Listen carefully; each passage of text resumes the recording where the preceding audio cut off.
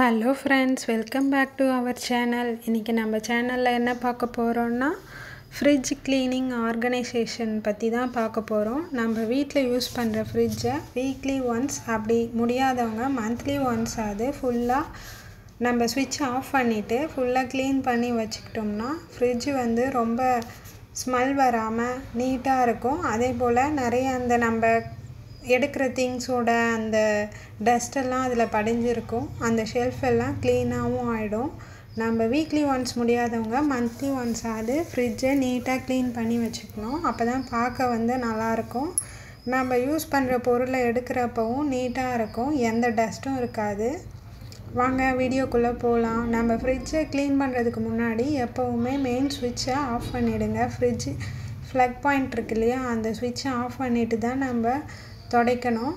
இப்போ பாருங்க, ஃபர்ஸ்ட் வந்து நான் ஃப்ரிட்ஜை ஆஃப் பண்ணிட்டு பேக் சைடில் வந்து நம்ம வேஸ்ட் வாட்டர்லாம் போய் ஃபார்ம் ஆகும் இல்லையா, நம்ம ஐஸ்லாம் ஃப்ரீஸ் ஆகியிருக்கும்.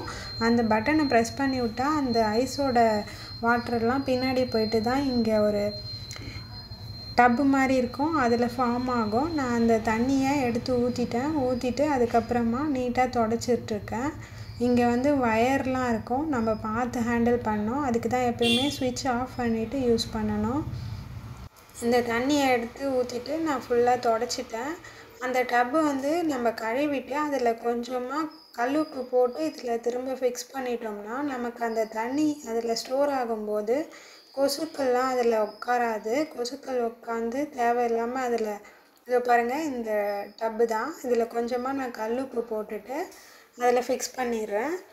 அப்போ தான் வந்து நமக்கு கொசு உட்காராமல் நீட்டாக இருக்கும். இல்லைன்னா கொசுக்கள் வந்து இதில் முட்டையிட்டுரும். நான் நீட்டாக வாஷ் பண்ணிவிட்டு அந்த டப்பில் கொஞ்சமாக கல்லுப்பு போட்டு திரும்ப ஃபிக்ஸ் பண்ணி வச்சுருக்கேன். இதே மாதிரி நீங்களும் ட்ரை பண்ணி பாருங்கள். இதோட பேக் சைட் க்ளீன் பண்ணியாச்சு. இப்போ வந்து இன்டோரில் நம்ம க்ளீன் பண்ண போகிறோம். அதுக்கு முதல்ல என்ன பண்ணணும், நம்ம வந்து ஃப்ரிட்ஜு ஆஃப் பண்ணி வச்சுருக்கோம் இல்லையா, ஆஃப் பண்ணதுக்கப்புறமா தான் எல்லாமே பண்ணணும். இப்போ இன்டோரில் நமக்கு வந்து அந்த ஷெல்ஃபில் இருக்கிறதெல்லாம் மொத்தத்தையும் எடுத்து நம்ம வெளியில் வச்சிடலாம். வெளியில் வச்சுட்டு அதுக்கப்புறமா நம்ம நீட்டாக துடைக்கிறதுக்கு ஈஸியாக இருக்கும். இப்போ எல்லா திங்ஸையும் எடுத்து வெளியில் வச்சுட்டு ஒவ்வொரு ஷெல்ஃபாக நான் கழட்டி அதை நல்லா துடைச்சிட்டு அதுக்கப்புறம் ஃபிக்ஸ் பண்ண போகிறேன். அப்போ தான் அதில் நமக்கு இருக்க குட்டி குட்டி டஸ்ட்டெல்லாம் ரிமூவ் ஆகும். நம்ம அப்படியே துடைச்சிட்டு இருந்தோம்னா அந்த ஷெல்ஃபு பாட்டமில் போயிட்டு ஸ்டோர் ஆகிடும் அந்த தேவையில்லாத டஸ்ட்டெல்லாம். நம்ம இப்போ தேங்காய் மூடியோடு வைப்போம், அதிலேருந்து உதிர்ற அந்த டஸ்ட்டெல்லாம் போயிட்டு இந்த பாட்டம் சைடில் ஃபார்ம் ஆகிடும். அதனால் நம்ம ஒவ்வொரு ஷெல்ஃபும் வந்து லைட்டாக நம்ம ப்ரெஸ் பண்ணி தூக்கினோம்னா அது தனியாக வந்துடும். எடுத்துகிட்டு நல்லா அதை துடைச்சிட்டு இல்லை வாஷ் பண்ணிட்டோ திரும்ப அதில் வந்து நம்ம ப்ரெஸ் பண்ணி ஃபிக்ஸ் பண்ணிக்கலாம். அந்த டோரில் இருக்க எல்லா ஷெல்ஃபுமே அதே போல் நம்ம கழட்டி மாட்டிக்கலாம், ரிமூவபிள் தான். இப்போ பாருங்கள், நான் எடுத்துகிட்டு நல்லா துடைச்சிட்டு அதுக்கப்புறமா தனியாக வச்சுருக்கேன். மொத்தத்தையும் துடைச்சிட்டு ஃபிக்ஸ் பண்ணுறதுக்காக. இப்போ அடுத்தது எக் ட்ரே இருக்கும் இல்லையா, எக் ட்ரேவும் அதே போல் இது ரொம்ப டைட்டாக இருக்கும். கொஞ்சம் நல்லா ப்ரெஸ் பண்ணி பார்த்து எடுத்துட்டோம்னா வெளியில் வந்துடும். இதில் தான் ரொம்ப டஸ்ட்டு ஃபார்ம் ஆகும். நம்ம மேலே ஏதாவது வைக்கிற திங்ஸ் எல்லாமே கீழே விழும் இல்லையா, அப்போ பார்த்திங்கன்னா இந்த எக் ட்ரேயில் வந்து நல்லா அது குழிவாக இருக்கிறதுனால அந்த பகுதியில் போயிட்டு ஸ்டோர் ஆகிடும். நம்ம துடைச்சோம்னாலும் அது கீழே விழாது. இப்போ வந்து ரெண்டாவது ட்ரேவும் நல்லா ப்ரெஸ் பண்ணி நான் வெளியில் எடுத்துட்டு அதுக்கப்புறமா நல்லா துடைச்சிட்டேன். இந்த மாதிரி வெளியில் எடுத்துகிட்டு துடைச்சோம்னா அதில் சுத்தமாக க்ளீன் ஆகிடும், எந்த டஸ்ட்டுமே இருக்காது. நம்ம அப்படியே துடைக்கிறப்ப அந்த டஸ்ட்டு வந்து ஒரு அளவுக்கு தான் க்ளீன் ஆகும். இப்போ 2 ட்ரேவும் துடைச்சிட்டேன். அடுத்தது 3வதாக இருக்க அந்த லாங் ட்ரே இருக்குது இல்லைங்களா, அதை எடுத்துகிட்டு அதே போல் இந்த மாதிரியே லைனாக எல்லா ட்ரேவும் வெளியில் எடுத்துகிட்டு, ஆனால் ப்ரெஸ் பண்ணி எடுக்கணும், பார்த்து எடுங்க, உடஞ்சிரும் ரொம்ப ப்ரெஸ் பண்ணி எடுத்தோம்னா. ஏன்னா அது கிளாஸ் மாதிரி இருக்கும், கிளாஸ் கிடையாது, பிளாஸ்டிக் தான். இப்போ அடுத்த ட்ரேவும் எடுத்துகிட்டு நல்லா துடைச்சிட்டு திரும்ப ஃபிக்ஸ் பண்ண போகிறோம். இதே போல் 4 ட்ரேவும் எடுத்துகிட்டு நல்லா துடைச்சிட்டு ஃபிக்ஸ் பண்ணிக்கலாம்.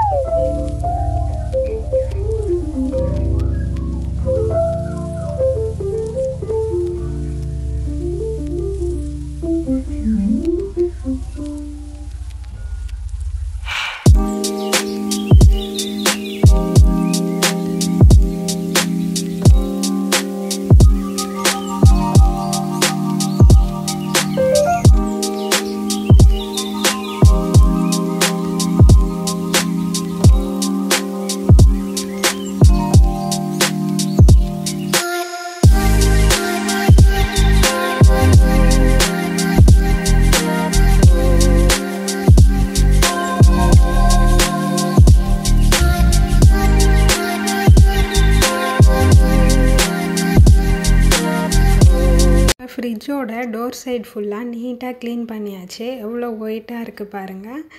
இப்போ டோர் சைட் க்ளீன் பண்ணதுக்கப்புறமா அதோட அந்த ஷெல்ஃபை ஃபுல்லாக நம்ம ஒன் பை ஒன்னாக ஃபிட் பண்ணிடலாம். ஃபிட் பண்ணும்போது கொஞ்சம் ப்ரெஸ் பண்ணி உள்ளே தள்ளணும். இங்கே பாட்டமில் இருக்கிறதும் அதுக்கு மேலே இருக்கிறதும் ஈஸியாக ஃபிட் பண்ணிடலாம். அந்த நீட்டாக இருக்கிற ஷெல்ஃபை. அந்த எக் ட்ரெயின் 2 இருக்கு இல்லையா, அதுதான் கொஞ்சம் கஷ்டமாக இருக்கும். அது ரொம்ப டைட்டாக இருக்கும் 2 சைடுமே. அது மட்டும் பார்த்து ஃபிட் பண்ணணும். இப்போ பாருங்கள், 2வது ஷெல்ஃபும் ஃபிட் பண்ணிட்டேன். ஃபிட் பண்ணிவிட்டு நல்லா அழுத்தி விட்டுட்டோம்னா அது ஸ்ட்ராங்காக நின்றும். டைட்டாக தான் இருக்கும். இப்போ அந்த எக் ட்ரே ஃபிட் பண்ணுறது தான் கொஞ்சம் கஷ்டமாக இருக்கும். 2 சைடும் ஒரு சைடு ஈஸியாக ஃபிட் பண்ணிட்டேன். இன்னொரு சைடு தான் கொஞ்சம் கஷ்டமாக இருந்தது. அது ரொம்ப உள்பக்கம் தள்ளி அப்புறமா கீழே ப்ரெஸ் பண்ணால் தான் அந்த மோல்டில் கரெக்டாக போய்ட்டு நின்றும். ஃப்ரிட்ஜில் இப்போ ஸ்மெல் வராமல் இருக்க என்ன பண்ணலான்னு பார்த்தீங்கன்னா, ஒரு லெமனை ஆஃபாக கட் பண்ணி வச்சிங்கன்னா ஸ்மெல் வராமல் இருக்கும். பட் நான் அது யூஸ் பண்ணதில்லை. எனக்கு ஃப்ரிட்ஜ் இந்த மாதிரி நீட்டாக க்ளீன் பண்ணி வைக்கிறதுனால ஸ்மெல் எதுவும் வராது. அதே போல் நான் ஃபுட் ஐட்டம்ஸ் ஏதாவது சாம்பார் அந்த மாதிரி மீந்து போனதெல்லாம் அதிகமாக நான் ஃப்ரிட்ஜில் ஸ்டோர் பண்ண மாட்டேன். நான் ஸ்டோர் பண்ணுற பொருட்கள்னால் பார்த்திங்கன்னா வெஜிடபிள் ஸ்டோர் பண்ணுவேன். அப்புறம் பார்த்திங்கன்னா நம்ம நட்ஸ் இருக்குது இல்லையா, நம்ம மொச்சை அந்த மாதிரி, அப்புறம் டபுள் பீன்ஸ் இதெல்லாம் ஸ்டோர் பண்ணி வச்சுப்பேன். ஏன்னா வண்டு வராது. இது மாதிரி நீங்களும் ட்ரை பண்ணி பாருங்கள். துவரம்பருப்பு, உளுந்து கூட ஸ்டோர் பண்ணி வைக்கலாம்.